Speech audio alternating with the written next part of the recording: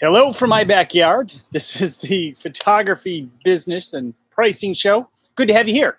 So I am actually in my backyard today and not in the studio. And it might be that way for a couple of weeks because, well, I don't have internet there. Long story. Anyway, so if you've ever dealt with cable companies, you just go there. Anyway, so this week's topic is marketing your photography business, and I think it's a good topic. Forgive the wind; it's going to keep picking up, but I just kind of wanted to do this outside. It was some new, just a little change of pace, and just share some ideas with you about marketing your photography business. We talk a lot about business, and we talk a lot about pricing, and I have a whole channel on marketing your business, and that you can catch Rosh.video. We'll take you over there, and I have hundreds of videos. But I thought I would just talk directly to the photo community today. I thought it'd be a fun idea to do that on a nice sunny day. And if you have specific questions about growing your photography business, feel free to ask questions in the comments or live if you're here. And oh, look at, we have butterflies or moths behind me. And so let's just start with the very beginning when it comes to marketing your photography business. You got to start with the basic understanding of where and what problem are you solving. Understand the problem you're solving and who has that problem. Start right there. If you understand who has that problem and the problem you're solving, that will give you a good starting point to kind of to engineer a marketing campaign that will fit that person. Now, you may say there are a number of people that I can support. There are a number of people I can photograph. That may be true, and it is true. However, you need to start somewhere, and you need to be known for something. So start with that one thing you want to be most known for. It doesn't mean you can't accept other types of photography work, but the fact is you need to start there, and you can branch out and you can do other marketing over time. But let's get successful for one type of client. In other words, get a system down in which your marketing is producing a positive ROI, return on the investment, whether that is time or money. When it comes to marketing, you have those two things. You have time or money. So which are you going to use, or the combination thereof? Both are perfectly legitimate. Obviously, early in the game, you probably have more time than money, and later in the game, you have more money than time, and that's fine. Use what is appropriate and build these channels, build these funnels that will help you bring in new customers, new clients based on the factors of the problem you're solving and who you're solving it for. And then once you have that down and you have a positive ROI, and we'll get into tactics in a few moments, then you can find something else. You can find another area of business or another target market. All those things are fine, but get it right once first and build out from there. So what are the types of strategies that we can use to help grow our photography business? Well, first of all, obviously, being found in your local market is probably, for most people who watch this, will be the number one thing. Now, today we have the opportunity to spread our wings regionally, even nationally or globally.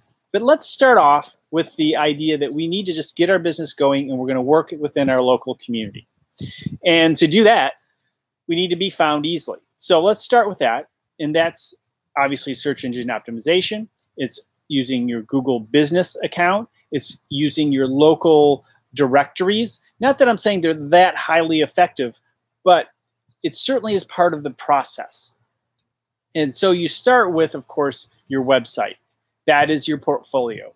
Instagram's not your portfolio. Yes, you can get work there, but that's not your portfolio. Flickr, any of the other services out there is not your portfolio. It can be part of your portfolio. It can be a place in which you can share work and even use it like a portfolio, but you still today, no matter what they say, honestly, just because the fact is that your your photos, say on Instagram, are continuously updated in different types of photographs, and you want some more flexibility. You want to show behind the scenes with maybe stories, or using the new IGTV and create some more formal kind of videos on Instagram. And that is a helpful place to build community and to really show off your work. But to house your initial main portfolio, again, should be your website. And that should be continuously updated. And your website can't be a place where you say, well, I haven't updated it in a few years and it's horrible. And guilty as charged. I have a number of sites. And I'm always switching things around. I'm actually making another move to where I'm going to house my main site. And a lot of that has to do with selling some domains. And I'm continuously making that adjustment. But my photography in those areas where I've not rebuilt those websites suffers. So my food photography has been going great because, well, that's the website that's been solid and continues to produce opportunities. But some of the other sites, for example, architecture, I haven't updated or even put in place the architectural site that I had. And of course, how much architectural work am I getting? Not very much, because unless they're already clients and I have referrals. So it really is important to be found. And I still think it's important to blog. A lot of people say, oh, we have social now. Again, kind of going back to the same argument about the website. We don't really need to blog anymore. People are connecting in various other social platforms. If you want SEO to work, I really think today you need to have really in-depth, good blog posts showing off your expertise. And if you're local, definitely start talking about related local places, landmarks, places that you might photograph regularly. Develop yourself as an expert. If you're say a wedding photographer, talk about specific halls that you often photograph in. If you're a corporate photographer, talk about convention locations, and continuously update and provide great information on those. I mean, honestly, for a blog these days, because it's so important to have just a good in-depth blog, sometimes it's good just to have 10, 20, maybe even 30 specific blog posts, and you just keep adding to them and making them better versus creating new blog posts. Nothing wrong with creating new blog posts, because every good blog post is another opportunity to be found. But if you have 20, 30 good topics to work off of and build off of, that's going to help you, and that those different posts will continue to rank up in the search engines. And that's what I have found more and more with some of my pieces that I continuously update and renew on a regular basis. So that's a good way to go. Now, don't want to dismiss the social. Social's huge. Facebook is still important because that's a common place where everybody connects, whether we like Facebook or not. People are there and they know Facebook, and chances are they probably have an account. Whether they hate it or don't like it, they probably have an account. That may not be the case with Snapchat. That may not be the case with Instagram or other types of, even YouTube. I mean, they may not care much about it. I mean, YouTube probably is a bad example because a lot of people are on YouTube, right? Or at least searching for information on YouTube. One thing I would recommend, if you want to do some advertising, if you actually want to do and we'll talk a little bit more about social and what you can do to help engage and develop community there. One thing I would highly recommend if you're going to go down the road of advertising, I have found YouTube advertising to be really good. I'm doing this for a few clients, and because, for example, you can actually target people obviously within a specific area, just like you can with Facebook, Instagram, and other type of AdWords, which will soon be Google Ads. But when you do video advertising, especially because we're such a visual platform, we can create a really interesting video, and people are watching these videos. And that's really cool. And I have another artist, a different type of artist, that is doing really well. People are watching 80, 90% of the video, and they're getting calls, and we're totally targeting event planners, and it's working. So if you just want to work within a specific area, if you are in Memphis and Tennessee, then work in that area and just put a target there and get as many people to see your video. And look, just like any commercial, if a lot of people keep seeing that video who related to an industry that you're interested in serving, over time they're going to get to know you. And over time, maybe they'll meet you at a networking event. Maybe they'll see another piece of advertising from you. Maybe they'll catch you on social media. Maybe they're searching for something and they see your name and say, oh, that's the person that's in those ads. I want to learn more about them. So there are a lot of reasons why. The same reasons for television worked so well in the past, but except we don't have to shotgun it. We don't have to put it everywhere. We can be very targeted and keep that video repeating in front of people who are more likely to want to hire us in the first place. You can, of course, do that with Facebook, too. That can work out pretty well, as well as Instagram. So I'm not dismissing the other ones. I've had good luck with those, and I'm just saying that I've seen some really nice opportunity because the cost per view is so low with YouTube. I think it's in a good position. We're getting, just a couple pennies per view. So that, you have a budget, that's a lot of people who are actually seeing your video for the price. And that's why I'm kind of pushing that out there as a paid method. Now, if you go down a paid method, have a specific, don't just throw $50 in and see what happens. Here, I'll give you my address, send me the $50 and I'll go spend it on my kids, because it's not going to be very valuable to you. You need to have a real budget of sorts, like you were buying an ad in a magazine or a newspaper, traditional media. I mean, we're talking hundreds, if not thousands of dollars to parse out over 3 or 6 months and be consistent about it and continuously improve and test these ads until you find the right machine. And obviously, if you are, if your whole business depends on you to make that, whatever that investment is, work, or you're going out of business, then don't do that either. It should be a part of your marketing plan. Don't put all your eggs in one basket when it comes to marketing until you know what works. Test things first and then scale up. And so even though you have, let's sake of argument, $500 a month budget, start with a smaller amount per day and see what's working. And then as you see it working, work your way up to the $500 or $1,000 a month. And hopefully you'll be getting a positive ROI on that. So those are some things to consider. Also, testing. Testing in ways you normally may not have thought of. For example, there's a wedding photographer we worked with many years ago who was A/B testing their about page or their contact us page, and we improved conversions asking for a portfolio review. People who were going to be married and wanted to see the portfolio and have an in-person meeting. We doubled the number of people asking for that. It was like a conversion rate of maybe 6-8%, and we knocked it up to 12 to 16%.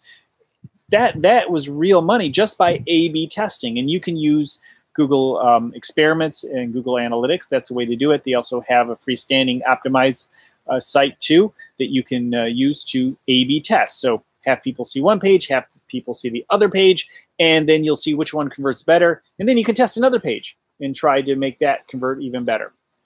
And then you'll continuously and honestly, sometimes your best stuff doesn't work. I mean, what you think should work isn't what's going to get people to call you. So you can test even portfolios. You can A/B test an entire portfolio and see which one gets people's attention. So thinking about that as part of your marketing strategy can be highly effective. Developing yourself as an expert really is a great way to draw people in, as well as the SEO element. A big part of people being able to, honestly, even if you just start locally and make your name, what you want is when people say the food photographer, oh yeah, food photographers in Texas, and they'll name off 2 or 3 names because those are the people. No, that's what you want to be. You want to be the person that they refer. Oh, you want it photography like this person does. In other words, people, even if they're not hiring you, they're using your name in the conversation related to that topic. And that is why becoming an expert is important. Not only that, it helps you increase your pricing, which is a big topic on this channel, of course. And so that branding element, continuously working to do that. So you're doing things that don't seem to necessarily bring, you do this and you get something back. It's a body of work over time that gradually over time just starts to develop a life of its own, and and most certainly is something that I have done through the years, because you get to a point of critical mass and more people just know of you and speak of your work or reference you and what you're doing. And that is a really good place to be. And so that's becoming the expert element. And there are a lot of ways to go about that. Using video, using blogs. A podcast even for video can work. Although some people say, why would you do a podcast for a visual medium? Because people like to listen. People like to work out and do chores. I do stuff all the time on just listening to the podcast. I was listening to podcasts all morning as I was painting. That's why the show was a little late today, because I was painting. I was doing some volunteer work, and I just listened to the podcast as I was brushing away. And it could be about photography, because you can certainly talk equipment. You can talk about techniques. I learned some of my best techniques early in my career. Well, not early, maybe mid-career, through podcasts. And I would hear about them, and they would talk about them, and then I'd go try them out and see how it worked out, even without actually seeing the end result of what the photographers were talking about. But they described it very well, and they told me about the equipment, mentioned the equipment, and I just went out there and tested, and I really improved my photography through listening to podcasts, and these people became experts in my mind. So again, there are opportunities out there, whether it's text, whether it's audio or visual, again, photography itself or video. So there are so many different ways to go about developing your business. But you have to remember, one of the things we talk about on the other channel all the time is awareness. Still have some paint on me. Awareness of your brand, traffic to your website, conversions. That was that A/B testing that we're talking about. And then retention. Now, we often think about one or the first three. It's pretty common, at least the first two: awareness of your brand, who you are as a photographer, driving traffic to your website, improving conversions. Not as many photographers do that, but that helps, you be a little more savvier doing that. And then retention, that's keeping the clients you already have. And that is probably one of the most important parts of marketing. And a lot of people don't do anything for retention. They just hope they call back. They hope they're so happy they'll tell their friends. You have to have a plan in place. And a lot of times you say, well, my whole marketing is word of mouth. That is a legitimate marketing plan, word of mouth. But how are you going to make that word of mouth more effective? And that is really the next question. And you need to have a plan for all four of those areas. What type of marketing are you doing for all four of those areas? So are you using awareness? Are you using display ads? Are you going to networking events? Are you entering contests? Are you getting involved in volunteer opportunities as a photographer? Maybe auctions. That's a big one. Let's see, what else? There are a number of things you can do, obviously. Driving traffic, SEO, as well as paid ads. Conversions, we just talked about that, testing. And then retention, email is a big one for that. Even social media is a big one for that. And the neat thing is, social media, actually, all four of those areas are addressed. Awareness, traffic, conversions, and retention. How's the conversion one? Well, because as people get to know you, it's easier to buy from you. And so that's where the social element comes in. So continuously keeping people up to date, giving people the tools to refer you, making it easier to refer you, making sure that people are reminded that maybe it's a newborn session, and hey, it's now 2 months or 3 months or 6 months or a year, or a wedding. It's, if you've done a wedding, maybe it's a year, or 9 months later, whatever it may be, putting something out there to say, don't forget about us as your family grows. So there are many things you can do, but you have to have a plan around it. I just did a couple videos on the other channel. One was 438, and I may have these two mixed up, 438% better marketing if you set goals. 438% better chance of success if you set goals. In other words, what are those outcomes you're looking for? In other words, you're doing this marketing, but what do you want out of it? What specifically are you looking for, and what is success? And if it's awareness, it's awareness. If it's traffic, it's traffic. It's conversions and retention. Obviously, that's a referral or someone coming back. Then the other one, 538, 428, 538% increase in marketing success had to do with documenting the process of your marketing. In other words, as you're testing, as you're trying new things, as you put out certain types of photographs, as you put out a video or a blog post, or even just advertising on Facebook or Instagram, what were the results? What did you do? And put it down on paper and look at it and think about what could you do better. So in other words, you're documenting the results, keeping what's working and letting go what doesn't work. So you're not repeating your mistakes over and over again. You know, putting it away, trying again 3 months later, and you end up, because you're probably just using your gut and personal instinct, do about the exact same thing you did last time. Versus really looking at the data, having it laid out, say, oh, well, this part worked. I got a lot of impressions, but the click-through rate was horrible. So maybe I can try something else. Those kinds of things you can look at. Or just something you did a year ago. If you've been around a few years photographing, you have some things that worked really well for your marketing, or at least some success somewhere, because you're still in business, right? Well, what are those things? If you had some of the things you had done in the past documented and listed somewhere that you could refer to right now, maybe you got away from it because you were so busy.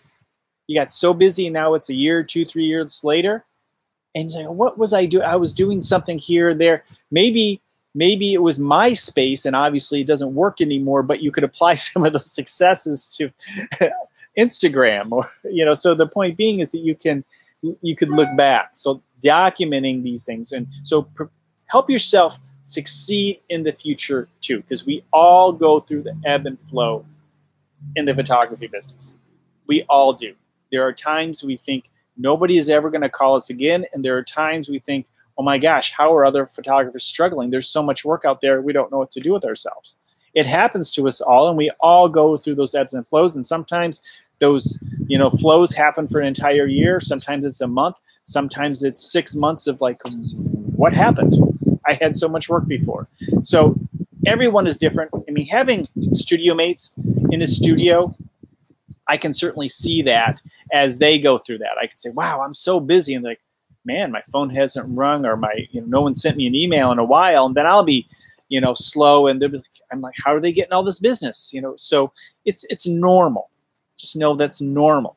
But the more you can do to keep that going with your marketing, keeping certain protocols going regularly and processes going for you regularly, even when you're busy, and you can step it up a little more when you're slow, but so you don't end up in less of a, kind of a place where it's the valleys aren't quite as deep. And that's really your best goal. It's always going to happen that way. But the more you can, obviously some of us get to a point where, look, we've had enough clients and we've been doing it a long enough time that, we're lucky enough that we have a regular flow, and we know certain things, certain months are just going to be totally booked, or our year as a whole will be solid. And because we just have good clients who are going to send us the work, and we know we're there. So there's some really important points to consider when it comes to marketing your photography. Your portfolio is the number one thing, by far. Your portfolio may continuously photograph. The best photographers, the ones that are most noted, the ones who are most successful, are photographing pretty much every day, continuously improving what they're doing. If you have a day off, you're out photographing. Even if you worked half the day, you're photographing later. You're always trying something new. You're looking for another way and a better way to create new images. And if you keep doing that and keep building and making your portfolio updates a regular part of what you do, and not just something you put together once and are living it, that portfolio needs to be continuously updated, if monthly at minimum. And this is a do as I say, not as I do scenario, most certainly, because again, I'm more working on building the new portfolios that I had not had into play for a while. So, but I do know when I am at my best, when I'm really hitting it good, it's because I'm continuously updating, keeping things fresh, trying new things. Even my clients say, "Wow, that I haven't seen you do that look before, that style." Sometimes, experiment with your clients. Always do exactly what they ask you to do. But then I'm all for it. Try and make sure you're trying something new and a little bit different to see how they react to it and see if there's a good response to it.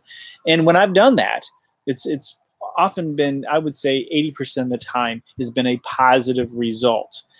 In other words, I've gone beyond what their expectations were, trying some new and exciting types of work. And, but always another thing I often found too, and this is a little bit of advice for those. This has happened a number of times with magazines, and I would assume it's the same way. I don't do a lot of website media, but I'm assuming it's about the same. You get an editor, or the marketing director, whoever it may be, and they use you often, and you start off trying all these different types of things, and they kind of settle on a look. And quite often, sadly, it's very boring. It's not the exciting stuff that you presented to them. It's very common. They play safe, although you didn't. That's fine, as long as you gave them what they wanted. But then I've seen a lot of photographers over time to say, well, this is the only thing they want. And this is all I'm going to give them. And instead of continuously experimenting and offering new looks and new styles and staying on the cutting edge of what's going on for that client. I've seen this happen more than once, and it's happened to me more than once, and that's how I know to make sure you continue to do this, because editors change, marketing directors change, and they go off somewhere else, and maybe they'll take you with them, but the company that you are working with, that new person comes in and wants to clean house and make it their own look, and what they'll do is they'll look at your stuff, and they'll see that it was boring, because that's what other people selected and asked you to do. And you say, hey, I'm the photographer. So, well, yeah, we've seen your work. It's like, no, you haven't. And you need to say that. You say, have you seen all the work I supplied?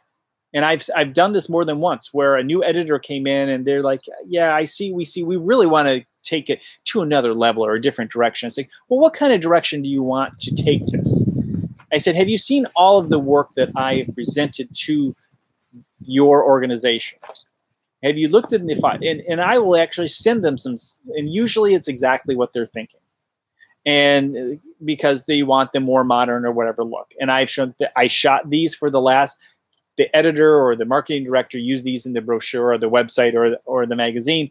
But, just because they use that, don't use that as the sign of what my photography necessarily is. I hope you understand what I mean. So don't keep pushing yourself. Don't get lazy with clients, because you never know what could happen.